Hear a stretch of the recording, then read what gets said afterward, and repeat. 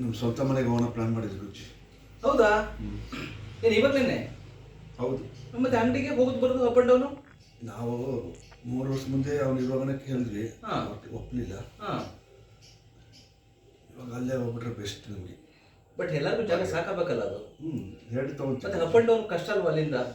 ಮಾಡಲಿ ಗುರುಜಿ. ಇವಾಗ ಅನುಕೂಲವಾಗ ಮಾಡಲಿಲ್ಲ ಅಂದ್ರೆ ಇವಾಗ ಮಾಡಲಿ. ಇಲ್ಲಿ ಇವಾಗ ಬಾಡಿಗೆ ಕಟ್ಟೋದ್ರ ಬದಲು ಅವ್ರು ಗುರುಜಿ ಸೊ ಅಷ್ಟು ಸೇವ್ ಆಗ್ತದೆ.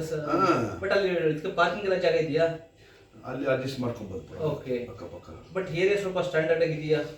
ಸುತ್ತ ಕುಡಿಯೋರು ಸ್ಲಮ್ಮು ಸ್ಲಮ್ ಸ್ವಲ್ಪ ಆ ಕಡೆ ಇದೆ.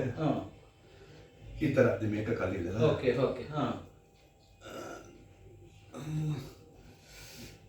ನಮ್ಗೆ ಬೇಕಾದ್ರೆ ಸೇಫ್ಟಿ ಬಿಡಿ, 1 ವರ್ಷ 6 ತಿಂಗಳು ಒಂದು ಮನೆ ತಗೊಂಡ್ಬಿಟ್ಟು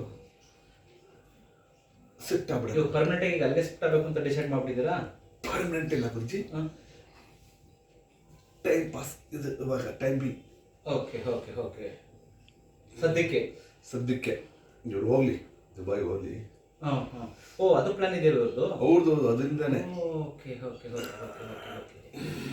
ಹಾಂ ಹಾಂ. ನಿಮ್ಮಿಬ್ಬರಿಗಾದ್ರೆ ಸಾಕು. ಸಾಮಾನು ಜಾಸ್ತಿ ಇದೆ ಗುರುಜಿ. ಹ್ಞೂ. 2 3 ಮಂಚ, ಬೀರೋ 3 ಇದೆ, ವಾಷಿಂಗ್ ಮಿಷಿನು, ಫ್ರಿಜ್ ದೊಡ್ಡ